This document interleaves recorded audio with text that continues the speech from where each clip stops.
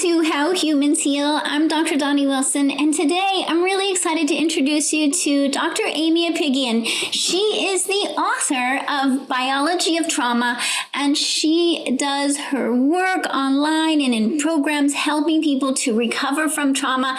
Thank you so much for joining us today. I am so excited to be here.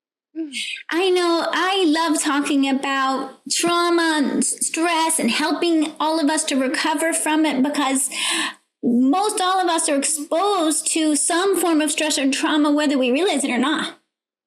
You know, I was just having a conversation today with someone, and we were talking about just that, how the body holds memories from the past that we don't even remember logically. It's not even in our conscious mind, and yet our body holds the memories of all of that. So this is such an important topic, Donnie.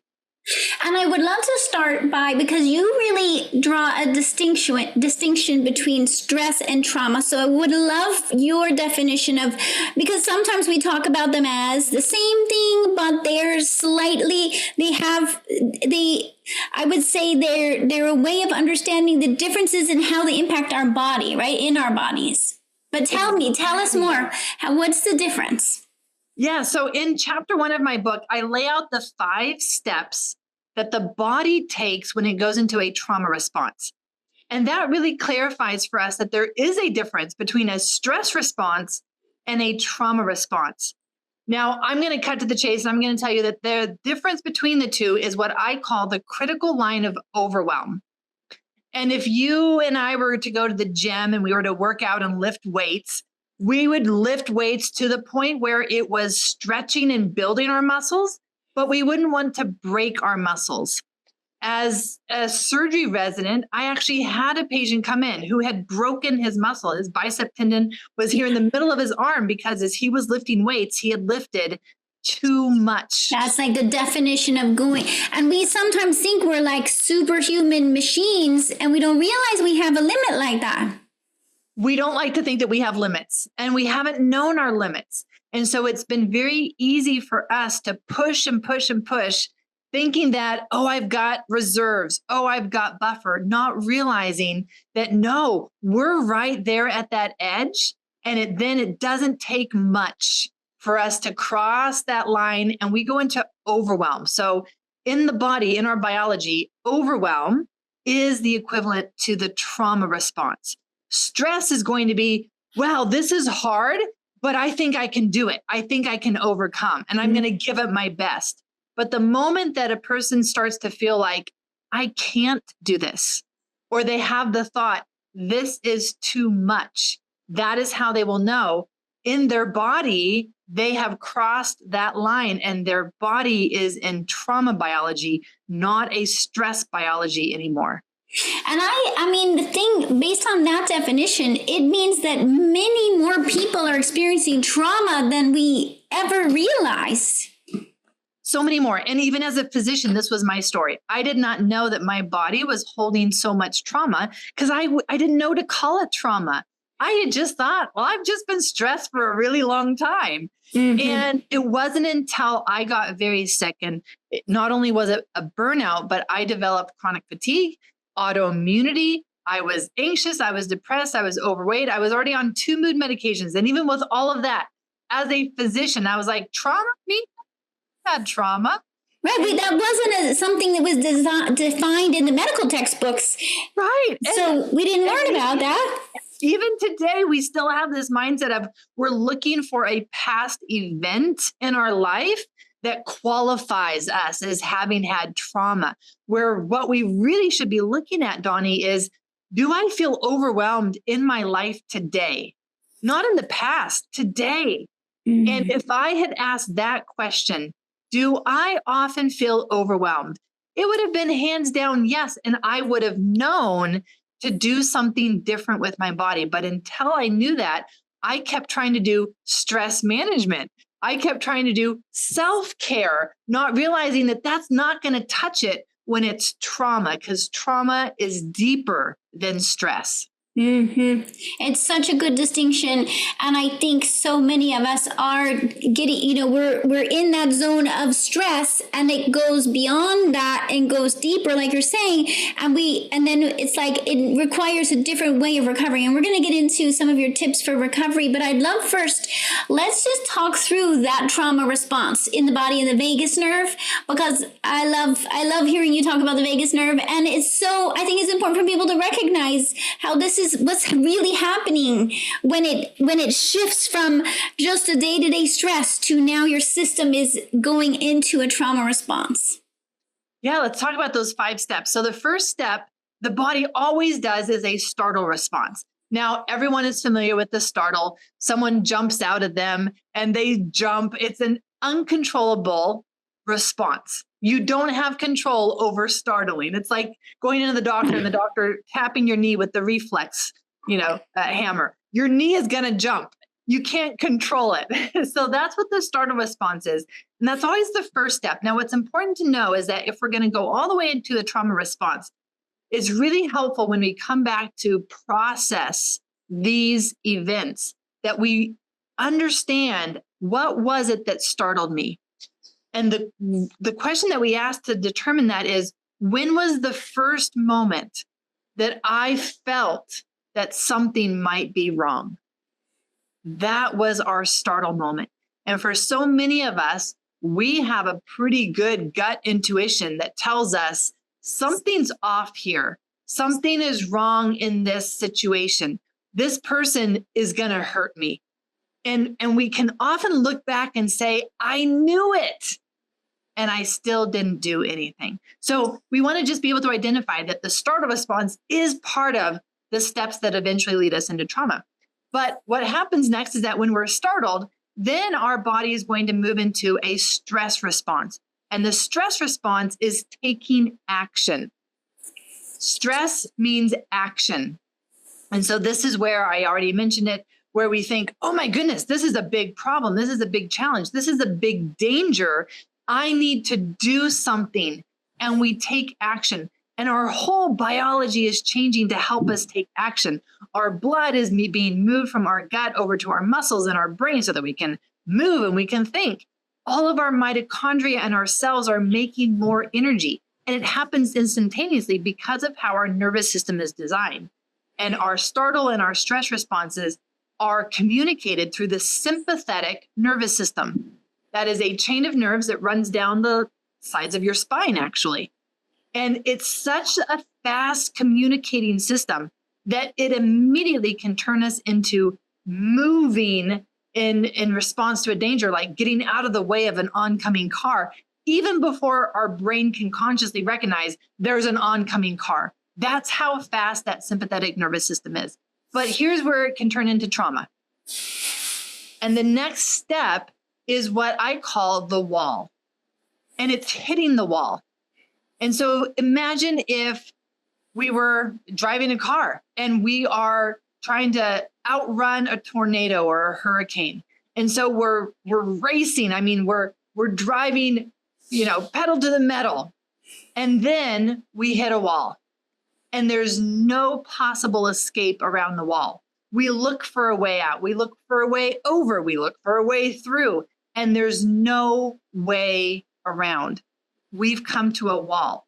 But the danger is still there. And now what this wall does is this wall traps us.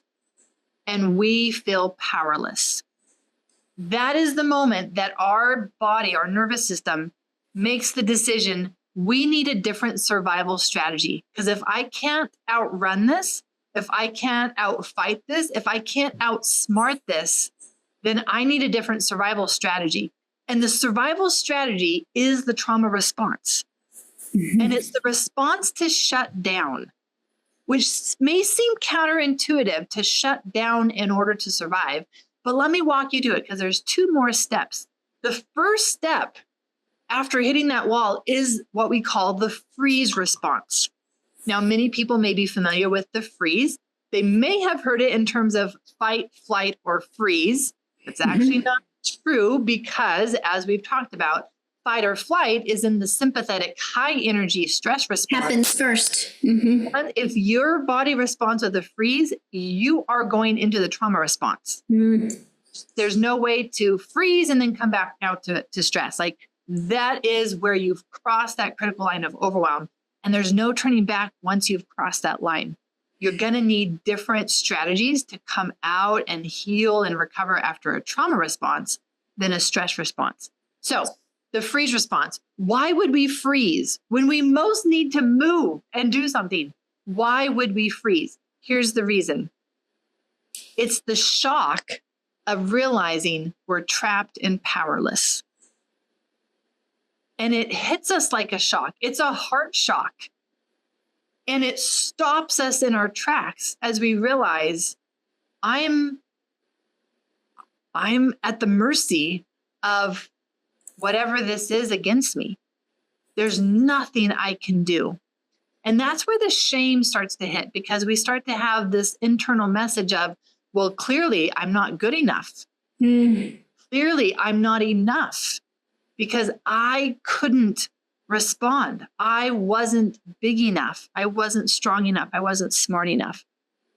And as I think of that feeling of feeling trapped and powerless, Donnie, I think of so many people who feel that way in their life. Yeah. In their marriage, in their work, in their relationships, with their life responsibilities. Absolutely. They're not equating that with trauma. They're still calling that stress, but that is not stress. And the impact that that has had on us is that there are things happening in our biology with trauma that unless we recognize that it's trauma and not just stress, we don't know to support our bodies in that way. And you may not see it overnight. You may not even see it next week, but a year from now, 10 years from now, that's when you're going to get diagnosed with the autoimmunity. That's when you're going to get diagnosed with an inflammation-based condition. That's when your body just can't keep up anymore. It may develop HPV, or it may have a flare-up of HPV because it can't hold all that stress and it's shutting down. And so this is key, is recognizing when we find ourselves in this freeze response. Yes, and feeling powerless. Sometimes even just getting a diagnosis makes us feel trapped and powerless. Isn't that interesting? Yeah. So once we feel trapped and powerless and we have that freeze step, the last step, the fifth step of the trauma response is the shutdown. And this is when we will feel our energy literally just deflate. It can feel like someone's pulled out the batteries from our backpack. It just is this heaviness that settles over our body. And it's so uncomfortable. And so this is where many people will find themselves fighting this with caffeine, fighting this with emotional eating, or finding this with trying to exercise more because they feel lazy, they feel tired, they feel exhausted, and it must be that I need to exercise more and lose more weight. And so we have all these strategies that we develop to deal and live with basically being in a chronic trauma response and being shut down, not realizing that our body needs very specific things to come out of that shutdown. And then it will be able to engage its own healing strategies. And we won't need all of these other strategies just to try to function. Yeah, it's such a good point. It's true. I think when we realize this and we look around, we see how much we're relying on other substances and activities just to try to keep us going. And because it's almost like, first of all, we didn't realize that could be trauma. Second of all, it's not being addressed in the standard doctor's appointment. And third, because sometimes these things that help almost seem too simple. It almost seems too simple to just realize, oh, and you're going to teach us this, but how to reconnect with my body and help my body. Because that's the key, is we need to process the trauma, right? How do we process the trauma to get out of that state? Yeah, and the key is actually being able to give our body the direct message that the danger is over.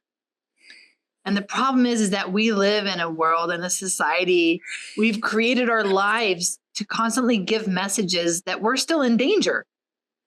Not that the danger is over, we are safe and our bodies can relax, rest, and recover. I call this the reset. I know that you talk about this in your book, right? With the reset with your health. And our nervous system needs a reset when it's gone into a trauma response. Yeah. It needs specific things to know that the danger is over. And if it doesn't get that message, it stays in that loop, and it loops between stress and trauma, stress and overwhelm. So high anxiety, high energy, and then the collapse. And we've got to be able to get our body out of that loop. But the only way to do that is to give it these direct messages of safety. Now, there's different levels that it needs this message of safety. So there are 3 levels in which trauma impacts us. And so 3 levels that need a specific message of safety. One would be our mind. We know this, right? And so we can look at the thoughts that we have. Am I allowing thoughts that tell myself that I'm not safe?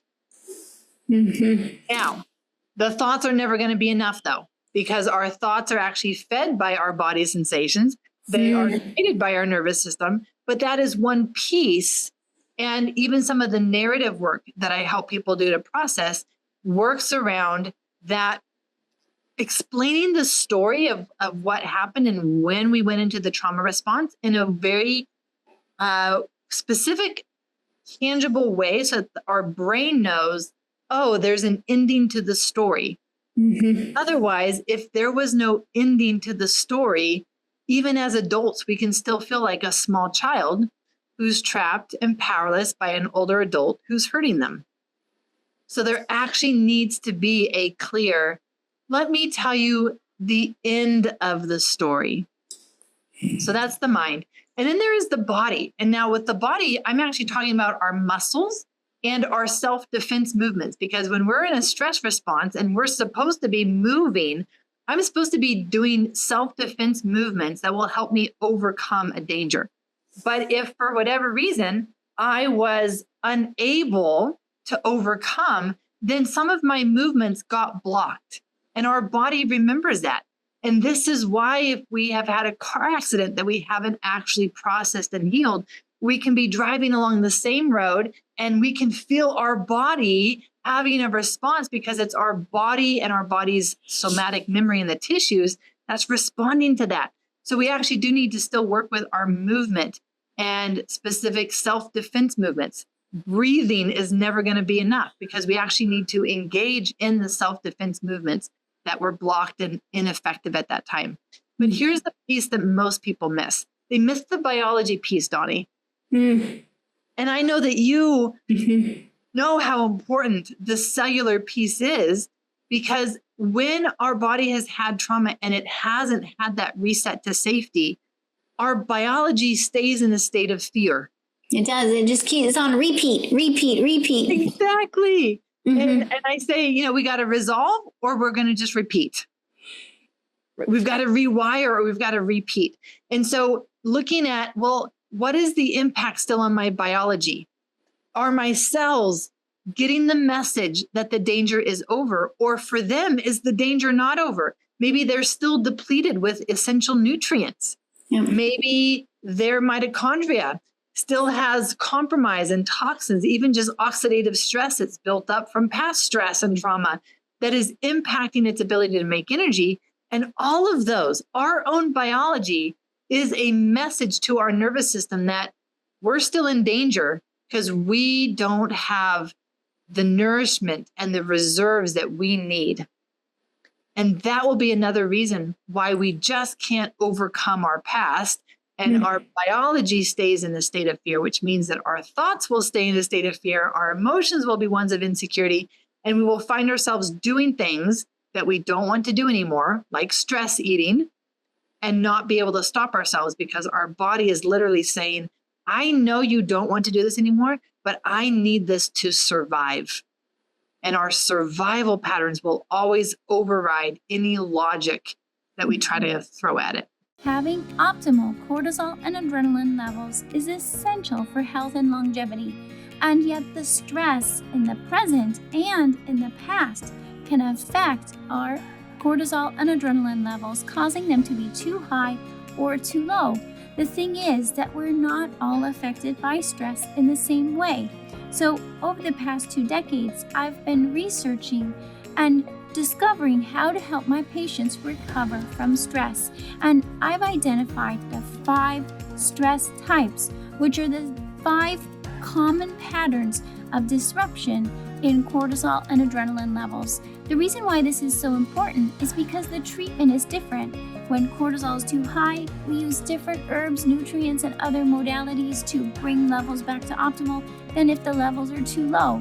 So that's why I, through research, developed the stress type quiz, which allows you in under 2 minutes to discover what likely your cortisol and adrenaline levels are, so then you can make decisions about which herbs, nutrients, and other healing activities to choose to help optimize your cortisol and adrenaline again and improve your health now and into the future.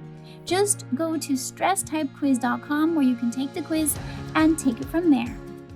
So it's like these mixed signals that end up keep on going. So that's why it's, if someone's tried and they're like, I've been trying to do breath work or meditation or I've been trying to shift my mindset, or, maybe you've tried a couple things, but what you're saying is if we don't address the mind, the body, and the biology, then we can't really expect that we're going to create real change and real healing from trauma. Exactly right. It goes in layers, and just addressing the superficial layer is not going to address the actual pattern and the root that's driving that. Mm-hmm. So we've got to go to all the levels. And then, Donnie, that's when we really become a new person. Mm-hmm. It's not that we've developed new habits. New habits still require thought and energy to happen. It's kind of just on a superficial level. Yeah, but it takes so much energy. What we really want is we want new ways of responding to problems and change. We want a new way of navigating life to become our default, where we don't have to think about it. It just is who we are now. And I think of so many people who come to work with me, and what they say is that I don't recognize who I am anymore. I don't like who I am anymore. I need to find a way back to my authentic self. And I'm not even sure that I've ever been that authentic self. Yeah. Can you help me? And it's this process, Donnie, of learning how to get out of our mind, out of our thoughts that create more fear and more anxiety, and actually create a true sense of safety, which does require that we also address the biology. And so we come back to it's going to take a whole body approach. We used to talk about mind body. Well, mind and body are not going to be enough anymore. We've got to also bring in the biology for us to truly create that inner felt sense of safety, where when you sit with yourself and you're still, you feel safe in your body. That's what we're going towards. We're not looking for, well, I've said my mantras. I've told myself that I'm safe today. But is that how your body feels? Because how our nervous system perceives ourselves, others, and the world is how it's going to be driving our health, not what you tell yourself. Mm-hmm. And it's not something that just shifts overnight. It's something that we need to come back to each and every day, right? That's why in your processes that you guide people through, and a lot of you offer online so people could access from anywhere, right? It's like step by step, little by little, creating these shifts. Yes, you bring up a really important point, because as we're working with the nervous system, one of the principles of neuroscience is consistency. That's why there's data around how long does it take to change a habit. It doesn't happen overnight, because that's not how the nervous system works. The nervous system thrives on consistency, and anything that we do consistently, our brain, our nervous system is like, oh, I guess this is our new way of living life. Okay, well, let me make that a habit. Let me make that my default. So we can't just do something overnight. And I will say that there are exercises that are body-based that will still shift your nervous system under 2 minutes. But here's the thing, Donnie, I can teach you those. And that's what I teach in my courses. But unless you do that every day, it's going to keep reverting back to your fear place. because that's your default. And so, yes, I can teach you an exercise, and in under 2 minutes, I guarantee you, your nervous system will shift to a sense of safer, but it won't stay there. It won't stay there. Because all the other mechanisms are flipping the switch back on again. Like the light switch just goes. So you need both. You need something that you can do in the moment when you start to feel like you're losing your cool. But you also need something that you can come back to and do several times a day and every day to build that consistency that your nervous system needs to make this your new default. And then once you have those exercises, then we bring in some of the biology. We may need to bring in magnesium. We may need to bring in zinc and B6, selenium, antioxidants. I don't know. Depends on your past, depends on your health conditions. There's a lot that we can leverage in our biology, though, to shift it to one of safety. And then we are eventually going to need to do some work around the narrative that we tell ourselves about ourselves. Mm-hmm. I know this is one of your specialties. You were be able to tell someone, hey, did you hear what you just said about yourself? Are you sure that that's what you want to be telling yourself? And being able to work with the mind level so that at the end of the day, we're able to then use all of those skills and actually process an event from our past that maybe was really traumatic. And once we can do that, then we have an ending to the story. But what I see happening, Donnie, is that people are trying to process events from their past without doing this foundational work first. Mm-hmm. And what happens is that they dive into those stories, and the stories are traumatizing. And we end up re-experiencing the same emotions as we did back then and not having a way to change the end of the story. And so anyone who's walking out of their therapy sessions exhausted, maybe stopping at the store and buying alcohol, wine, or sweets because they need to kind of take the edge off after a therapy session, you're doing it too much too fast. You're actually putting your body, your nervous system back into overwhelm, actually reinforcing the very same responses of shutdown that you're trying to change. Instead, what we need to do is we need to learn these basic skills for ourselves of how do I shift my state right now? Oh, I'm starting to feel stressed. How can I bring myself back to a sense of safety? Oh, I'm crossing that line of overwhelm. How do I bring myself back so that my inner state is one of safety? And then with those skills, then we can use those skills when we go to process a story. Because if the story starts to become too much, we can pull ourselves back and say, that's enough for today. My body has had enough for today. And when we honor that, when we know how to work with our body, befriend our body, and understand its messages, we're able to actually do so much more in therapy because we're not overwhelming ourselves and then dealing with the collapse and the shutdown that comes afterwards. It's such an important thing that you're talking about here, to just say, to recognize we need just like anything we do, really. If you're not going to just go run a marathon, you're going to train, you're going to get, do your basic, foundational support first. And then when when, like you're saying, when you go into then the trauma work, you have these tools to help you. Why go in and do trauma work when you don't have that? Because then you're going to re-traumatize and not get anywhere. And I think that a lot of times, like you mentioned a little bit, there's so many tools out there. Like there's different types of therapy, there's different types of somatic work, there's different types of, we can find, thank goodness, I'm glad there's so many different opportunities for people to do emotional and trauma healing now. However, I'm glad for us to say, hey, because a lot of patients will say to me, where do I start? And I've tried this and I wasn't getting anywhere. So to be able to say, hey, this might be why you felt like you weren't getting anywhere, is because you didn't have a foundation and you hadn't started to learn how to listen to your body's limits. Is that what you're saying? That is exactly what I'm saying. And one of the most helpful master classes that I teach is called the essential sequence. And that's what you're talking about right now, Donnie, where we don't just jump in. There's a process. When we follow the process, we end up being able to do it safely, and we actually heal rather than re-traumatize ourselves. And there's 3 steps to this essential sequence. And the third step is this step of expansion where we've built our foundation and now we're able to start expanding our capacity. That's the phase in which we start processing things because we have the capacity for it.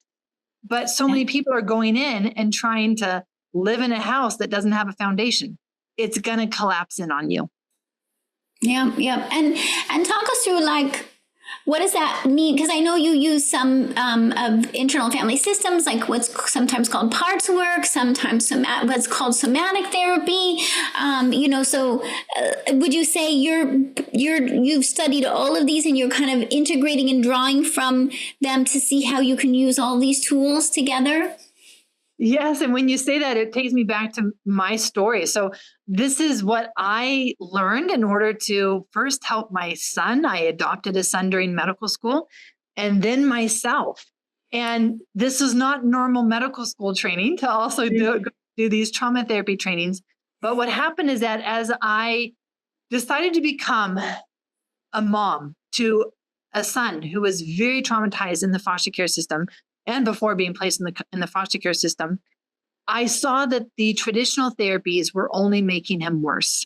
Really activating stuff. It's like going in and stirring the story, but no resolution. And at 4, at 5, he was already talking and trying to kill me. That's the degree of reactivity that we're talking about here. And so I felt it was a necessary step for me to go learn, what am I missing? What am I not understanding about trauma and therapy so I can help him? Because the practitioners don't seem to know the missing piece for him. What is the missing piece for him? Versus just giving him something that's sedating, right? Like that's the thing. Right, so often it's a medication that's going to just sedate the person, but not really understand what needs healing. That was also offered. You are right. Medication was offered. And I said, no, that's not a problem for him. He doesn't have a medication deficiency. He has a trauma problem. And I'm looking for the missing piece for his trauma healing. And it took me a long time. And I wish that I would have known now then, because it would have saved him so much time and heartache. So at the very end, the last piece that he needed was this parts work. And it was so powerful for him that it shifted within 5 days. And he went from still being very reactive, not able to look me in the eyes. Anytime that I would get close, he would punch me, he would kick me, he would bite me, to reaching out to hold my hand and look in my eyes and tell me, thank you, I love you. And that was due to the parts work combined with this narrative work that I'm talking to you about, where we're actually drawing in like the startle response and the stress response and the freeze and the wall and the shutdown, the actual trauma steps that the body goes into. And so the combination of those was the final piece for him. When I saw how powerful it was for him, I went and got trained myself. I'm like, I need to know, like, what did you do? Why is it so powerful for the nervous system that it was able to shift someone who was so stuck into just uncovering his beautiful heart? And then when I got sick myself and I discovered, oh, he's not the only one with trauma. I actually also have been holding trauma. I just didn't know it. Then that's when I needed some other pieces that he had not needed as much of. He really needed the somatic piece. And as I started getting trained in somatic experiencing and other somatic work, what I found was that my biology was holding me back, meaning the brain fog, the mental fatigue. I would be getting flare-ups of, joint pain and my gut issues. And it was so bad. And it was so hard to even get through the training. And then I'm actually getting triggered by my patients sometimes too. And my body is responding. It's not just my thoughts. It's not just my emotions. Like my body is physically responding with sensations and symptoms. So that's when I really had to start learning this biology piece, because I need to be able to do this kind of therapy. I need to be able to do this kind of training and have my body not shut down. Absolutely. I learned so much. I learned about the brain inflammation and how it's connected with the trauma response. I learned about the leaky gut and the gut inflammation and the immune system and the mast cells and the histamine and the biochemical imbalances. I mean, I learned, and I had all of them, by the way. I literally had all of these biology factors, and it gives me so much compassion for how I lived just with so much burden. Yeah. No wonder I was having to push so hard just to function and survive. And so knowing that and now having the tools to start kind of addressing each of these biology pieces, the mitochondrial compromise, the oxidative stress, all of these pieces one by one, each, as I addressed each one, another layer of my trauma healing would open up, Donnie, because I had the capacity to go deeper. So they kind of like go, it's like this, right? It's like, okay, I do this and then this comes up, and it comes up when your system's ready, right? I always remind patients, just like, if it's coming up now, it's because now your system's ready. Exactly.